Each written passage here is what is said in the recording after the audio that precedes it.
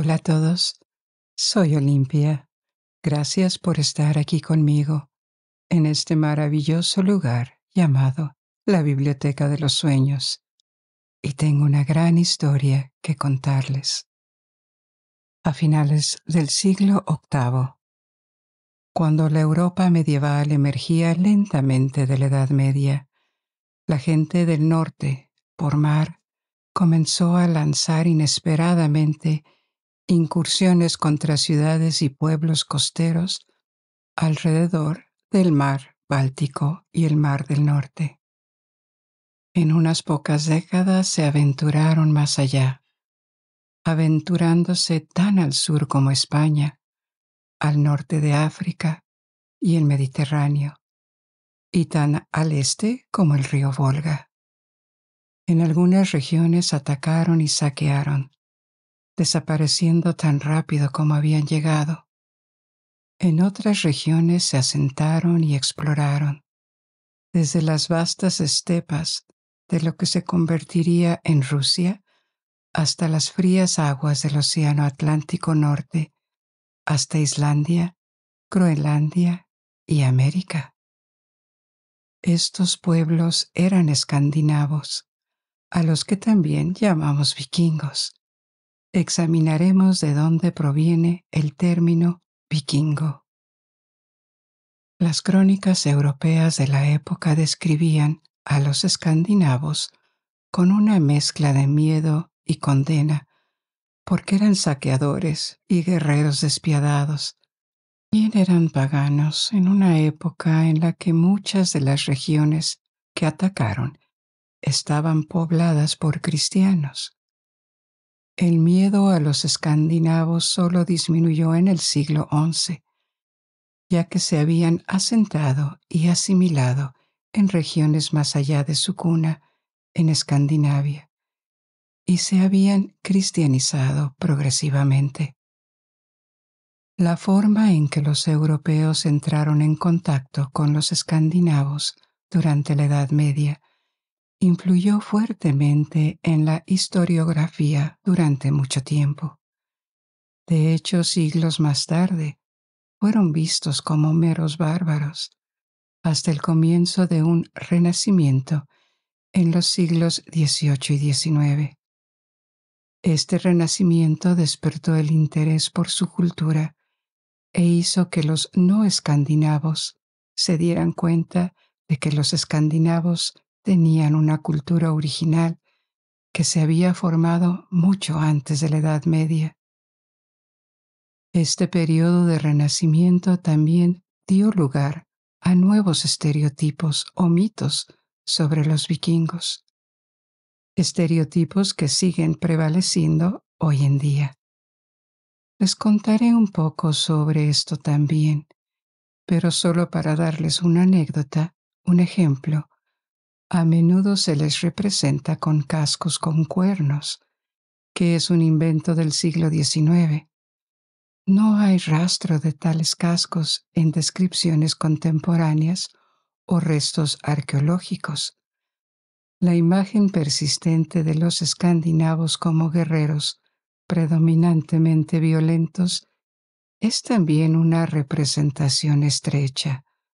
Ninguna sociedad puede sostenerse únicamente a través de la guerra.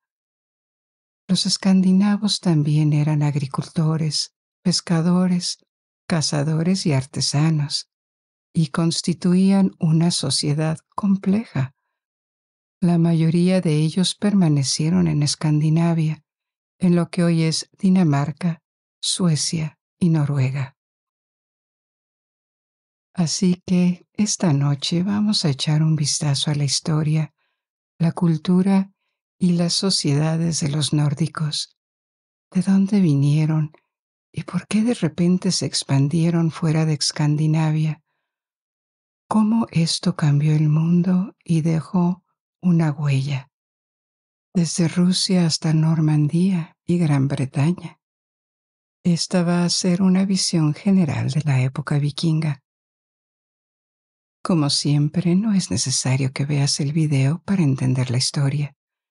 Si te quedas dormido y deseas reanudar el video más tarde, o saltar directamente a una parte particular de la historia, las marcas de tiempo están enumeradas en la descripción y se fijan en el primer comentario también, así como enlaces a diferentes opciones de transmisión como Spotify, Apple Podcasts y Amazon Music, que puede que sean más adecuadas para ti.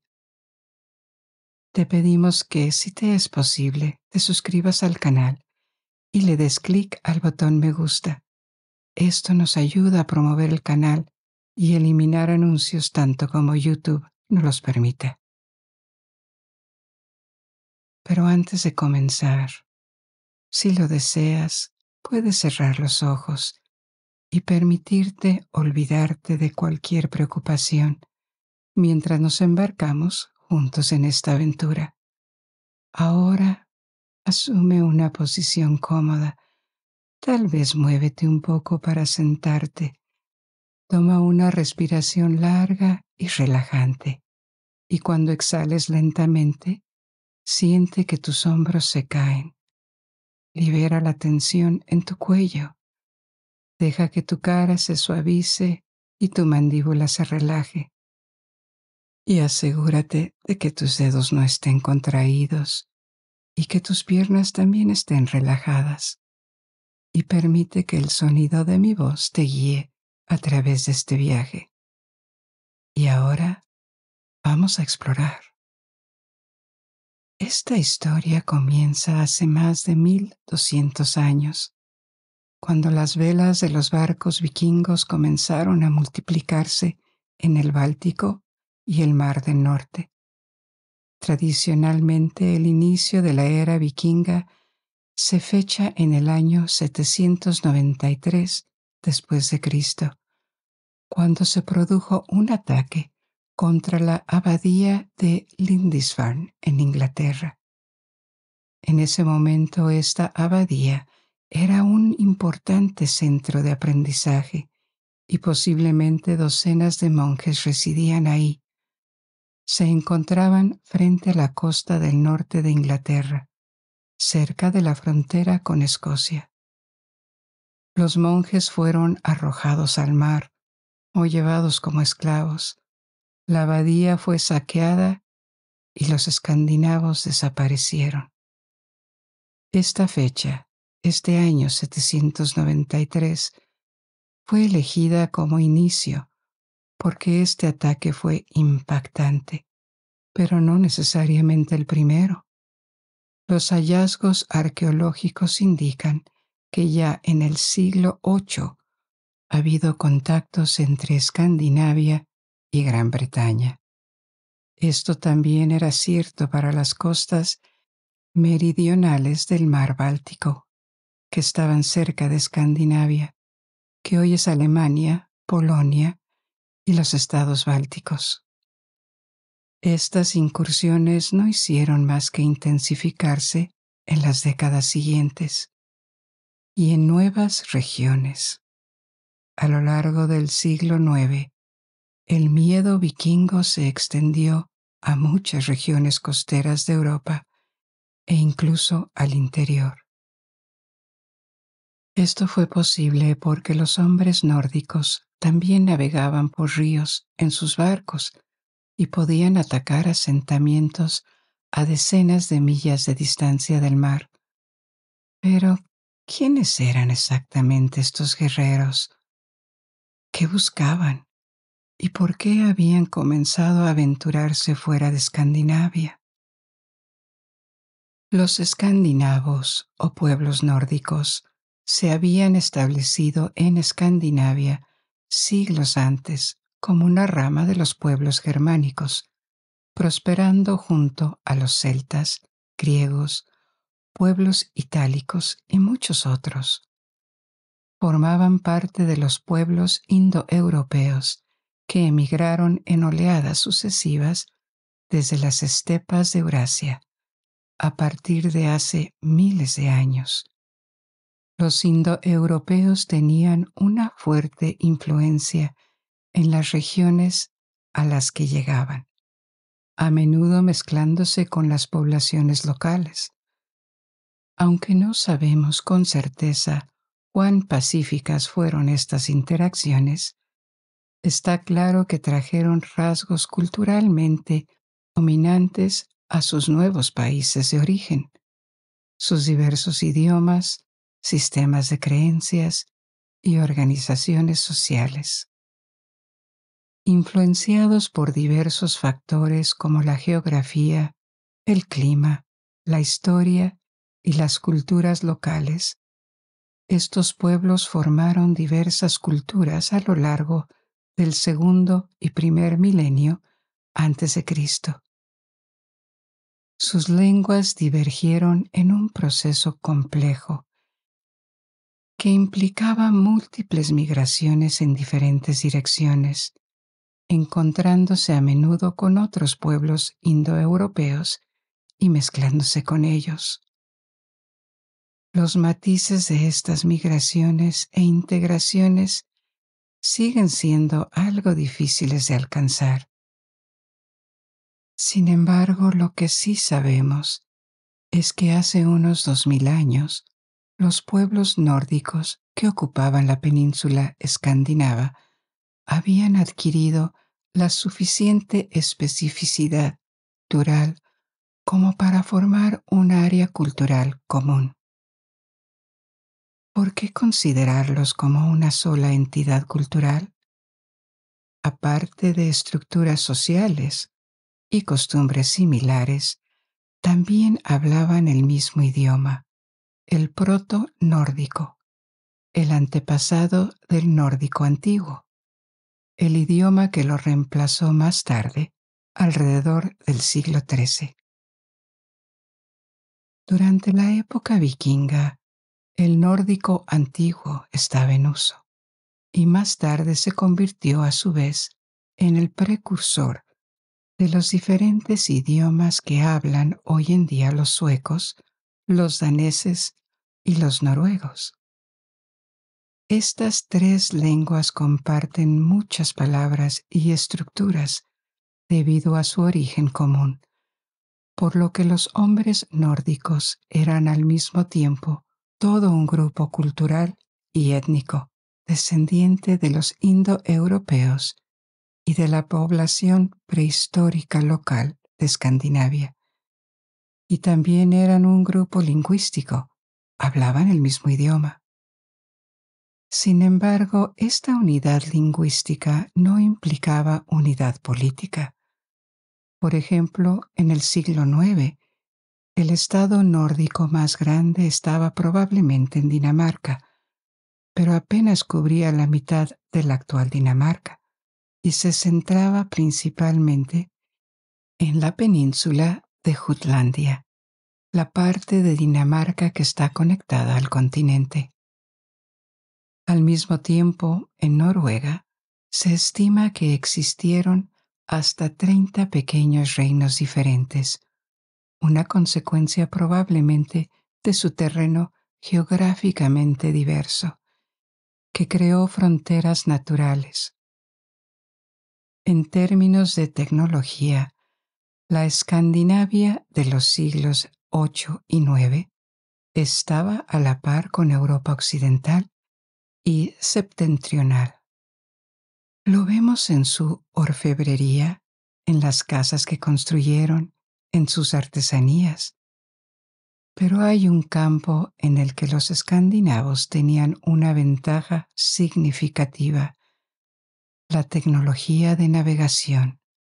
Y esto es lo que hizo posible su navegación y sus incursiones en primer lugar.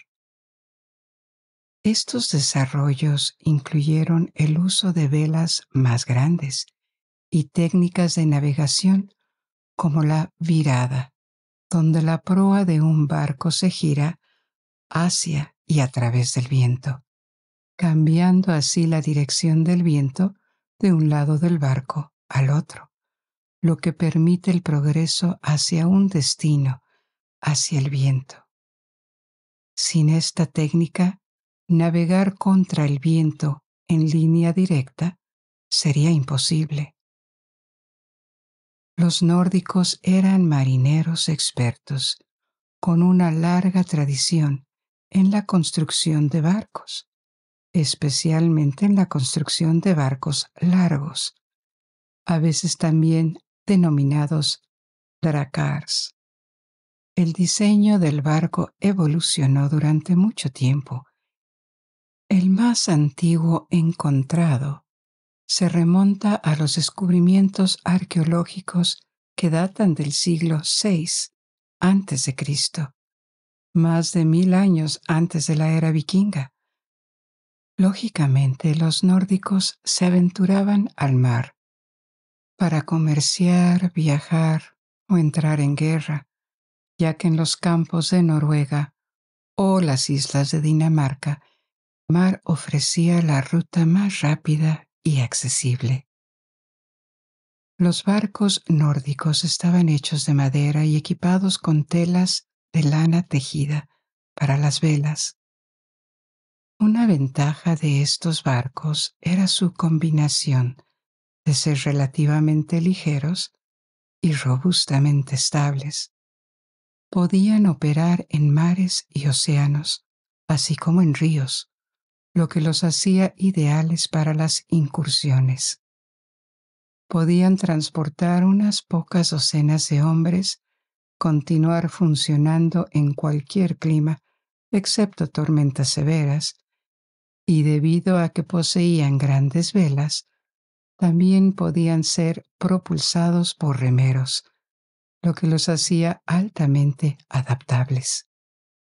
Los barcos tenían un calado poco profundo y podían navegar aguas de un solo metro de profundidad, lo que hacía posible su desembarco en casi cualquier playa.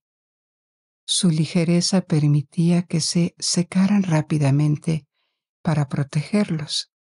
En ocasiones, se utilizaron boca abajo como refugios.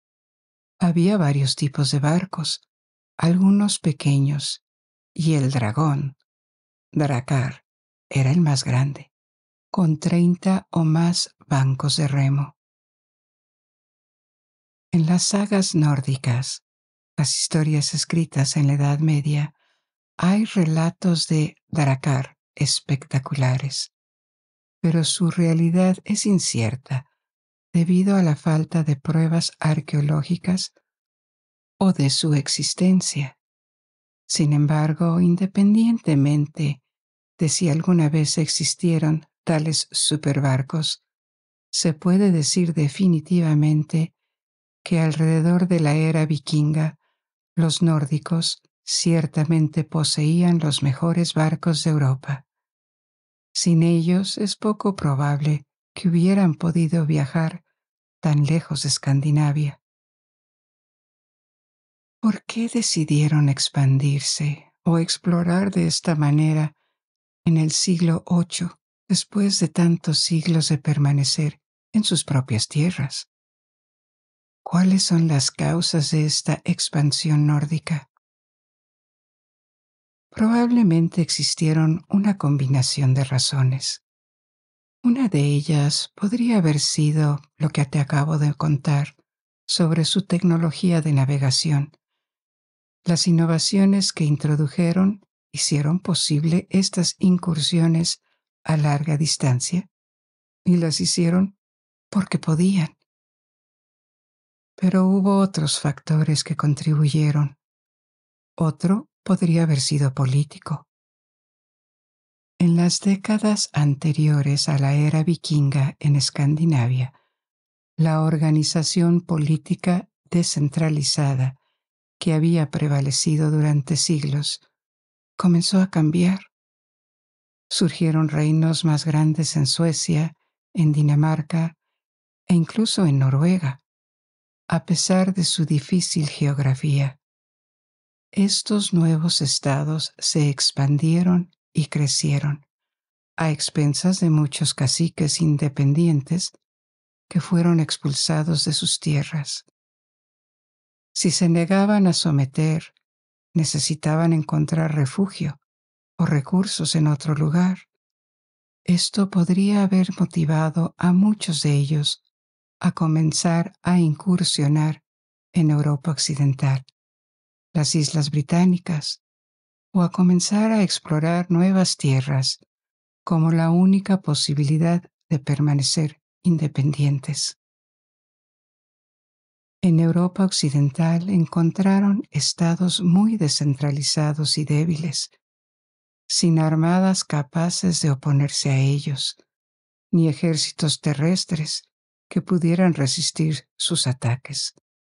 Además, había muchos sitios religiosos, abadías y monasterios aislados, que estaban indefensos. Por lo tanto, la política y la organización del Estado en el siglo VIII podrían haber sido un factor significativo. Al mismo tiempo, los invasores vikingos fueron expulsados de Escandinavia y atraídos hacia el resto de Europa, debido a que sus objetivos eran atractivos y fáciles de atacar. Otro factor podría ser la demografía. Durante el siglo VIII podría haber surgido un auge demográfico en Escandinavia y la falta de capacidad agrícola habría hecho necesaria la búsqueda de tierras más allá de sus territorios ancestrales. Ahora bien, esta explicación, que a menudo se utiliza como hipótesis para explicar las migraciones, es un poco incierta o controvertida, porque no hay pruebas de que se produjera un auge demográfico en las décadas anteriores al inicio de la era vikinga. Es una posible explicación, pero también podría ser solo un cliché. Siendo realistas, es difícil saber cuántos habitantes había en ese momento en Escandinavia. Una estimación que encontré de la población en los países europeos alrededor del año 1000 sugiere un número entre 1 millón y 1,5 millones, 500,000 en Dinamarca, 400,000 en Suecia y 200,000 en Noruega. A menudo de comparación, al mismo tiempo, toda Gran Bretaña habría tenido unos 2 millones de habitantes, Italia 7 millones, Alemania 5 o 6 millones y Francia 9 millones. Es cierto que Escandinavia no tenía grandes extensiones de tierra fértil, pero aún así estaba relativamente escasamente poblada. Un reino nórdico con unos pocos miles o decenas de miles de súbditos ya habría sido bastante grande, porque no eran muchos en número. Los vikingos siempre operaron en pequeños grupos, en lugar de grandes ejércitos, excepto en casos muy particulares. No podían reunir ejércitos de varios miles, por lo que la explicación demográfica es incierta. Otro factor que parece probable es la explicación económica. El siglo VIII vio un aumento en la prosperidad en Europa Occidental y el Mediterráneo tras la desagregación del Imperio Romano de Occidente. Europa había caído en un largo periodo de decadencia demográfica y económica. Este periodo, llamado la Edad Oscura, vio el colapso del comercio en el siglo V, cuando las regiones conectadas por cambios y la misma administración quedaron aisladas. A partir de este estado en ruina, una nueva sociedad, organizada en torno a los caciques y señores locales, se formó gradualmente a lo largo de varios siglos. Una sociedad de tipo feudal que alcanzaría su forma definitiva más tarde, en la Edad Media. En el siglo VII u VIII se estaba produciendo esta transformación, y muchas comunidades, aldeas o cacicazgos seguían viviendo en una economía casi autártica. Sobrevivían de los alimentos que producían y comerciaban muy poco con el resto del mundo. Las grandes ciudades casi habían desaparecido de la Europa occidental y la mayor parte de la población vivía en aldeas, poblados, ocasionalmente en pequeñas ciudades. Los monasterios cristianos habían crecido, ya sea cerca de las aldeas o en las zonas aisladas. Los niveles de vida y la riqueza general seguían estando muy por debajo de lo que habían sido bajo la administración romana. Pero en el siglo VIII hubo una mejora modesta, pero real. Algunos pueblos, incluso nuevos pueblos, crecieron. Algunos monasterios se hicieron más prósperos, poseyendo las tierras que explotaban. Un ejemplo de esto en la Inglaterra anglosajona de la época es el desarrollo de ciudades que funcionaban como emporios, asentamientos con una importante actividad comercial y artesanal. No se imaginen algo sustancial, a lo sumo unos pocos cientos de habitantes, pero en comparación con siglos anteriores, comenzaba el movimiento hacia la concentración de la riqueza. Estos lugares se convirtieron en objetivos atractivos para saquear. Antes de la época vikinga, había conexiones comerciales ocasionales entre Escandinavia y estas ciudades, por lo que los nórdicos estaban al tanto de su existencia. Probablemente podrían notar que su prosperidad había aumentado. Más al sur, en el mar Mediterráneo, el mundo islámico también se había consolidado tras su rápida expansión, y esto ayudó a impulsar las rutas comerciales y un poco de riqueza cada vez más hacia el norte. Los vikingos también se dieron cuenta de esto, y más tarde se aventurarían a España y al norte de África, que estaban bajo control musulmán en ese momento. El atractivo económico de las regiones del sur de Escandinavia podría haber sido un factor. Finalmente, una última hipótesis sobre el inicio de la era vikinga es un factor ideológico o religioso. A finales del siglo VIII, el cristianismo continuó expandiéndose hacia el norte y al este, a través de una mezcla de conversiones de poblaciones paganas y guerreras. Por ejemplo, en el año 772, es decir, 20 años antes del ataque a la abadía de Lindisfarne, que marcó el comienzo de la era vikinga, el emperador cristiano Carlomagno, que gobernaba Francia, el norte de Italia y el oeste de Alemania, lanzó una campaña contra los paganos, los sajones en Alemania, induciendo su conversión por la fuerza durante las décadas siguientes. Entonces el mundo pagano se estaba reduciendo y ocasionalmente los misioneros viajaban a Escandinavia tratando de difundir su fe. Una vez más, esto es hipotético y nos gustan los elementos de prueba, pero el comienzo de las redadas también podría haber sido una respuesta a las amenazas percibidas, o la amenaza podría haberlas justificado.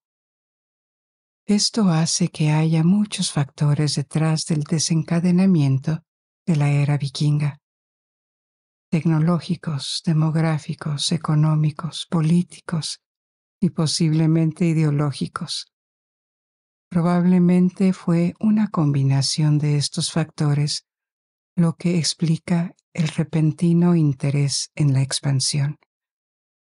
no fue una decisión tomada por un estado en particular o un consejo de pueblos nórdicos.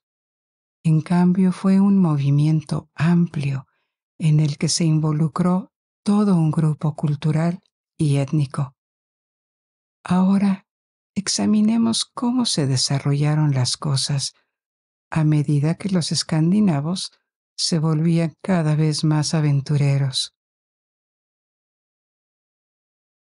Hasta alrededor del año 830 después de Cristo, las incursiones vikingas se dirigían principalmente a Irlanda, mientras que ocasionalmente realizaban ataques contra Inglaterra o la parte norte del Imperio Carlomagno. Irlanda era un objetivo elegido porque estaba menos defendido que Inglaterra y el Imperio Carolingio. Dentro del Imperio de Carlomagno, los vikingos corrían el riesgo de encontrarse con una guarnición, tropas que se les opusieran.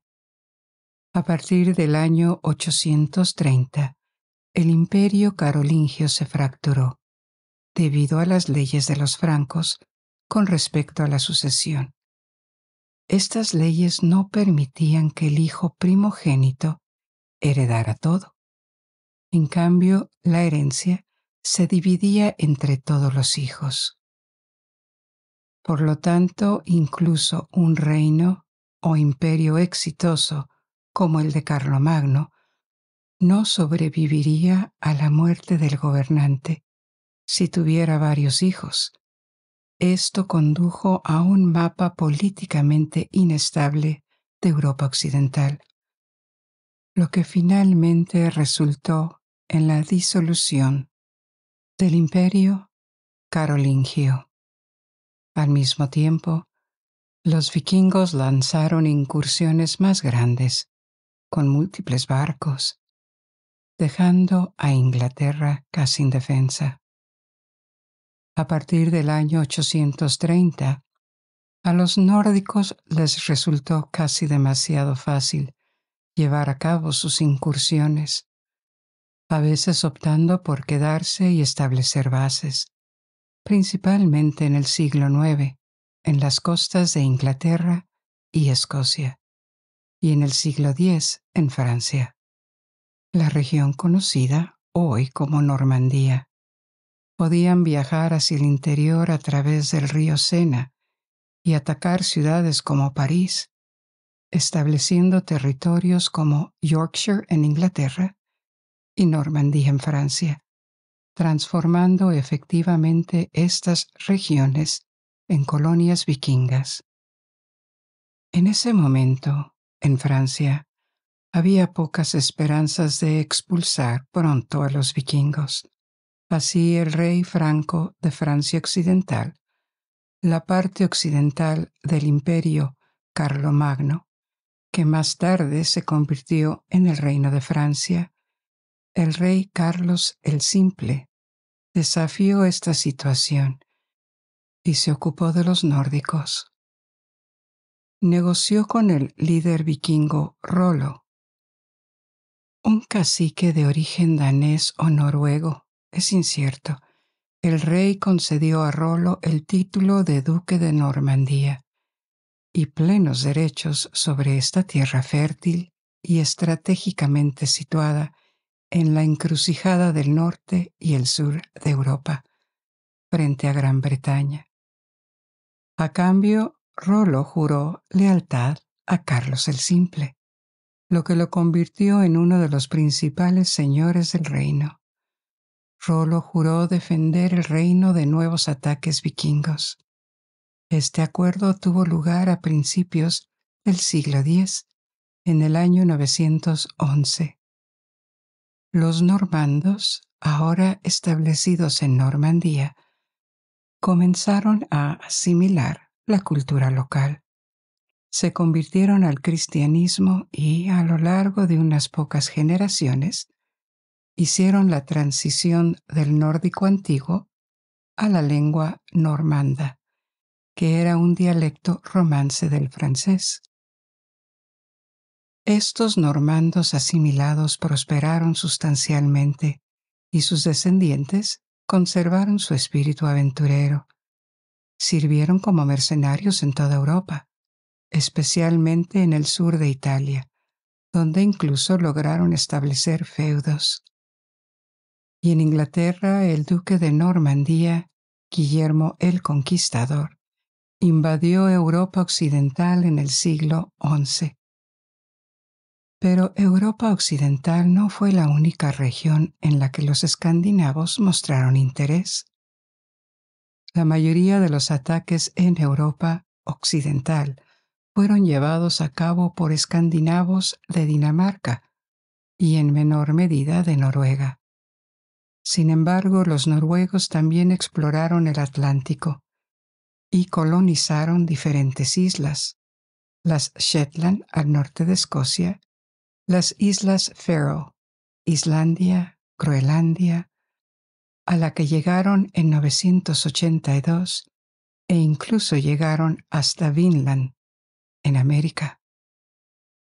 Esta colonia americana conocida como Vinland o Vinlandia tradicionalmente solo se conocía a través de las sagas, la historiográfica medieval.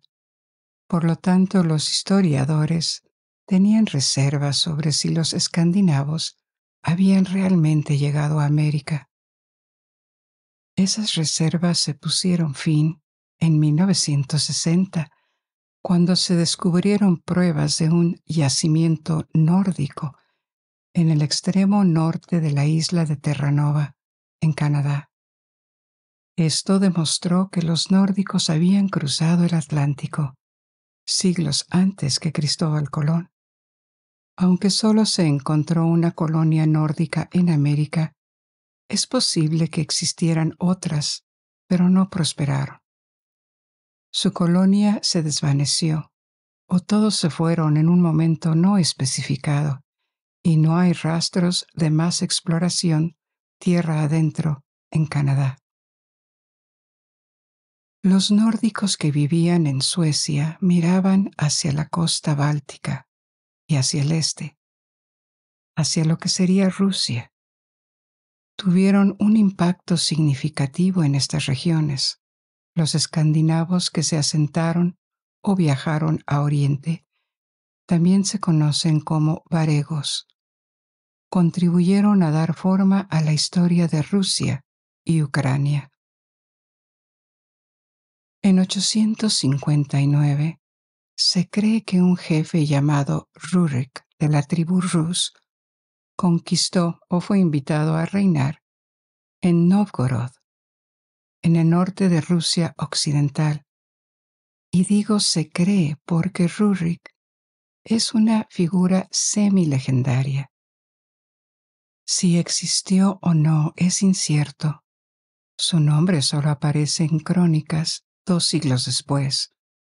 Sin embargo, lo cierto es que esta región del noroeste de Rusia cayó políticamente en manos de los nórdicos.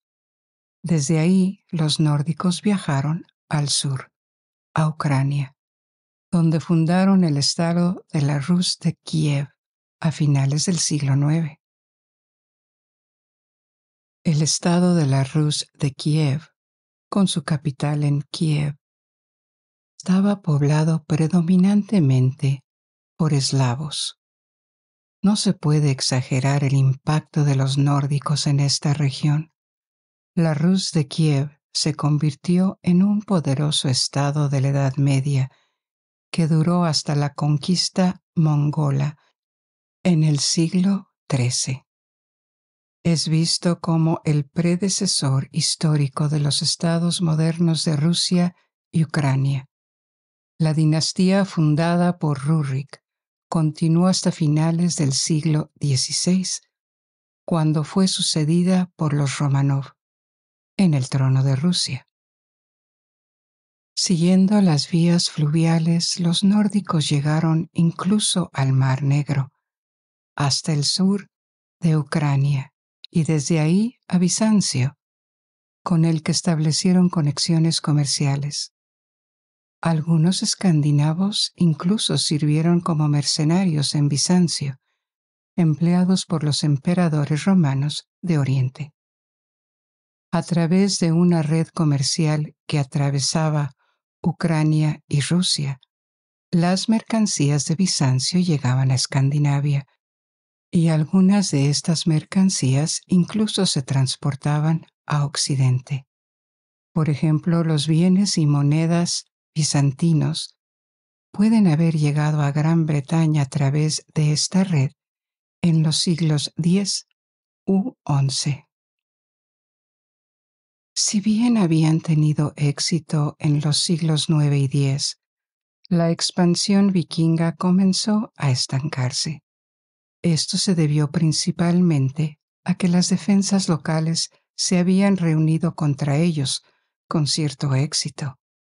Y en los siglos X y XI, los sajones o los eslavos habían comenzado a entrenar a las fuerzas de caballería móvil para reaccionar rápidamente a los ataques vikingos.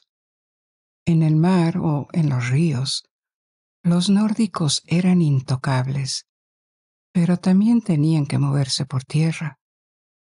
Contra los soldados de a pie, la fuerza de caballería tenía la ventaja, una ventaja definitivamente de movilidad, que hacía cada vez más difícil para los invasores vikingos combatir tierra adentro. En ocasiones fueron vistos a tiempo y confrontados.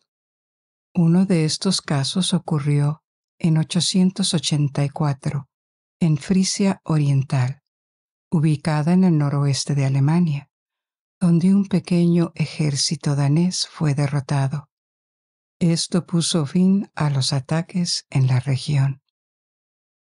Otro método para someter a los vikingos fue a través de la asimilación. Ejemplos notables de esta estrategia se pueden observar en Rusia y en Normandía. Una vez que se establecieron como gobernantes en tierras extranjeras, los escandinavos ya no querían piratería y ataques a sus propias puertas, así que lucharon contra ella. Sin embargo, no fue la guerra, sino el cambio político y de procedimiento lo que finalmente puso fin a la era vikinga. Este cambio se combinó con el surgimiento de reinos más grandes y centralizados en Escandinavia, y su transición al cristianismo que se aceleró durante los siglos X y XI. En ese momento Escandinavia estaba muy dividida en varios pequeños reinos o jefaturas, todos los cuales frecuentemente se involucraban en disputas territoriales, lo que resultaba en luchas internas y batallas entre escandinavios. Los reyes de Dinamarca, Noruega y Suecia fueron generalmente expansionistas, esforzándose constantemente por unificar territorios más grandes. Esta práctica había persistido durante siglos, incluso antes de la era vikinga. Sin embargo, cuando algunos de estos líderes se convirtieron al cristianismo, se intensificó la animosidad, transformando estas escaramuzas en conflictos culturales o religiosos. Y al final de cuentas, los reyes cristianos triunfaron en los tres países, y las antiguas creencias nórdicas disminuyeron drásticamente, quedando prácticamente extintas en el siglo XII. Los reinos nórdicos, ahora cristianos, fueron fuertemente influenciados por los estados feudales del resto de Europa. Su conversión los conectó en un área religiosa que se extendía por la mayor parte de Europa. La cultura de la exploración y el saqueo que se había mantenido durante generaciones se desvaneció en este nuevo orden. Aunque mantenían idiomas y tradiciones distintivas, las poblaciones escandinavas se unieron a una Europa cristiana y sus reinos ahora se regían por las mismas reglas.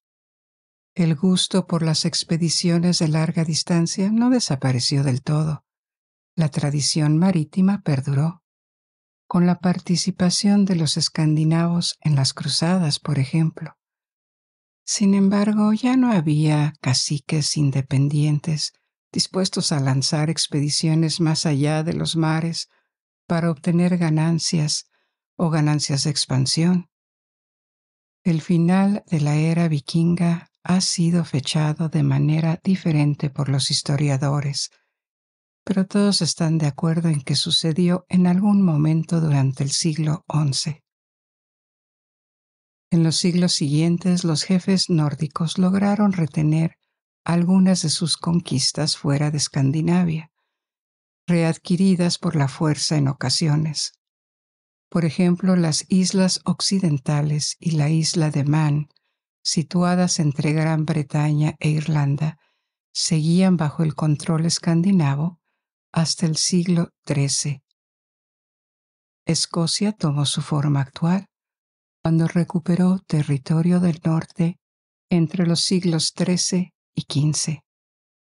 Hasta 1469, las Orcadas y las Shetland permanecieron bajo los reyes de Noruega, por lo que no todo estaba resuelto en el siglo XI. A pesar de estos acontecimientos, las fuertes incursiones y la violencia asociada con la época vikinga ciertamente terminaron en el siglo XI. La percepción de los escandinavos a lo largo de la historia ha estado muy influenciada por las opiniones externas, principalmente porque a pesar de que tenían un alfabeto y se describían a sí mismos en piedras rúnicas, es decir, rocas grabadas con runas, no produjeron ningún legado literario. Las sagas o textos, conocidos como las Edas por su mitología, fueron escritos posteriormente, tras su conversión al cristianismo. Los nórdicos eran tan temidos y rechazados por las poblaciones europeas que eran vistos como amenaza, debido a sus numerosos ataques a monasterios e iglesias. En consecuencia, se convirtieron en un arquetipo de bárbaros violentos, incivilizados y paganos. Esta percepción persistió durante mucho tiempo y no se desvaneció hasta los siglos XVIII y XIX.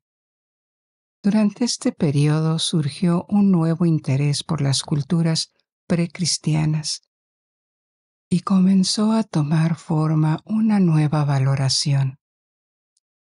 Aunque esta perspectiva también albergaba sus propios sesgos, diferían de la interior.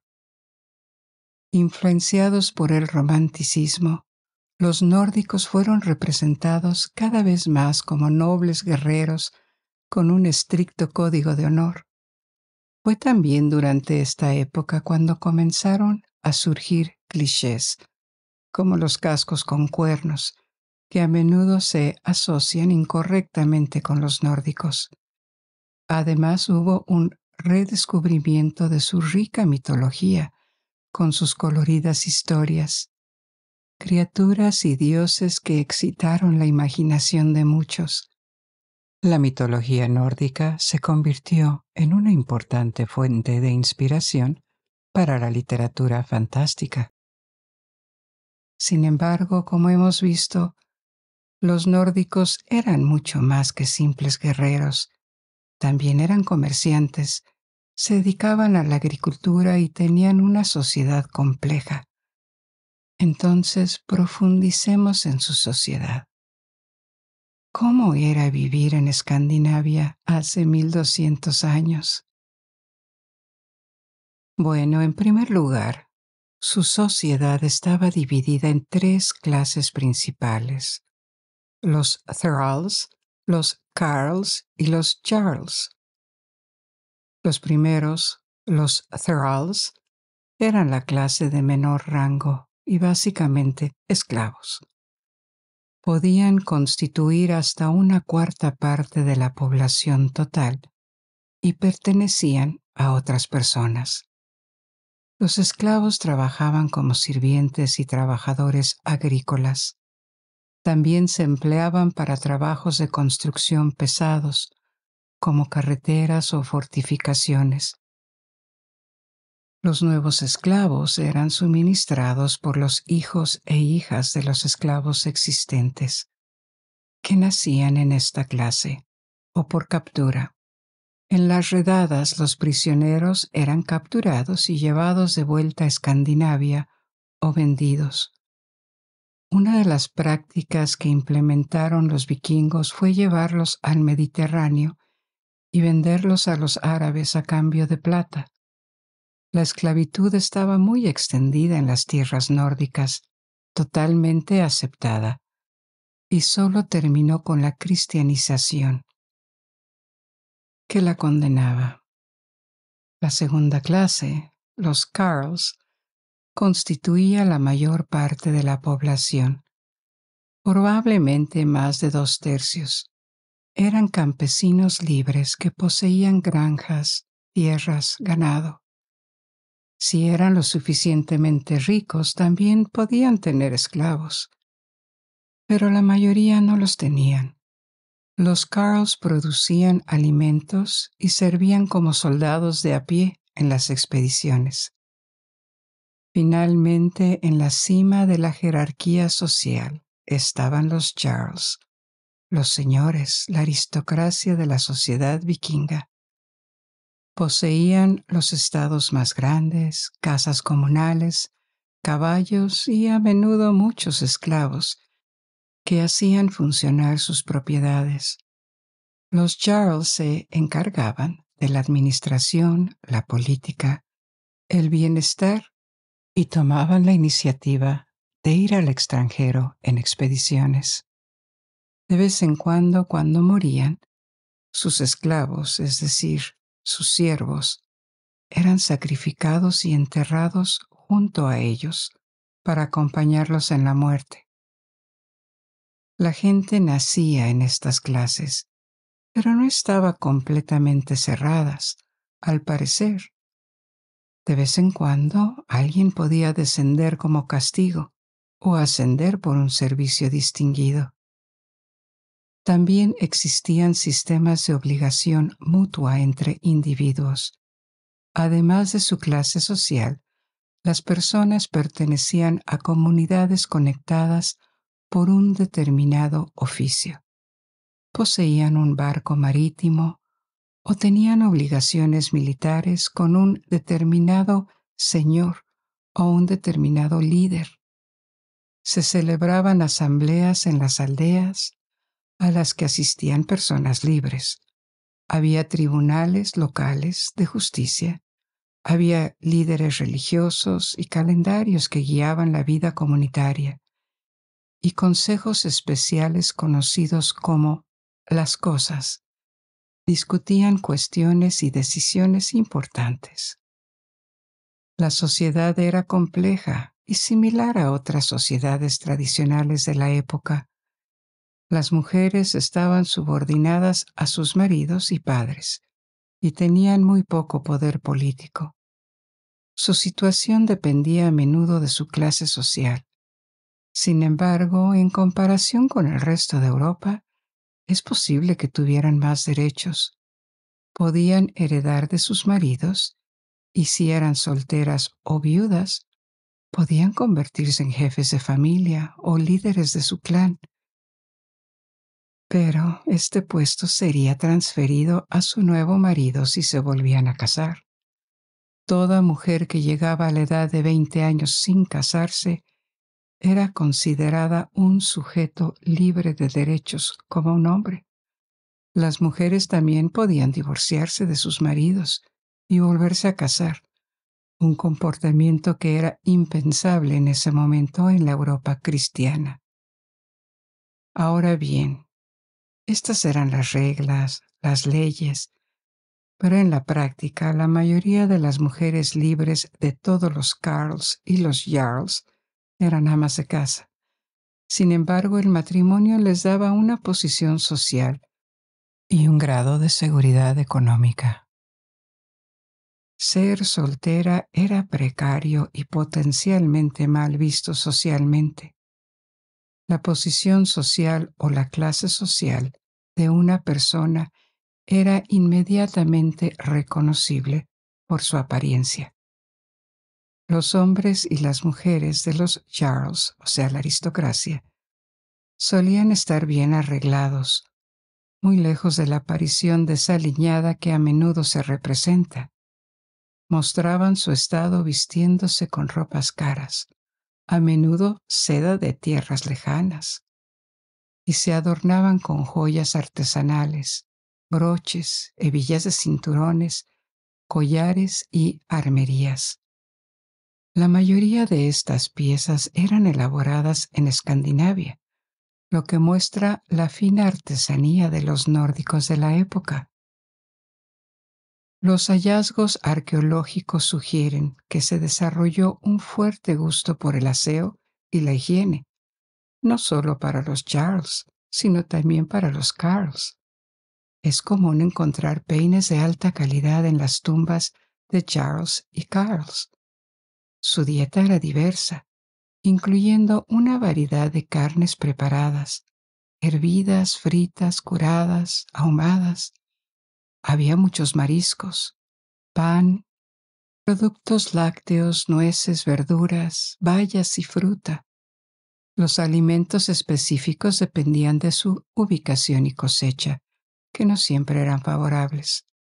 No obstante, la arqueología atestigua una población relativamente sana en comparación con los estándares de la época.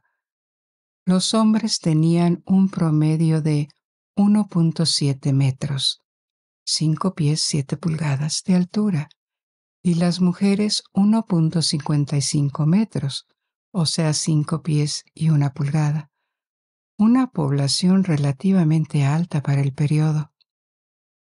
Sus prendas de vestir solían estar hechas de lino y lana. El lino, un cultivo clave para los nórdicos, proporcionaba aceite, alimentos y, lo que es más importante, materia prima para fabricar lino.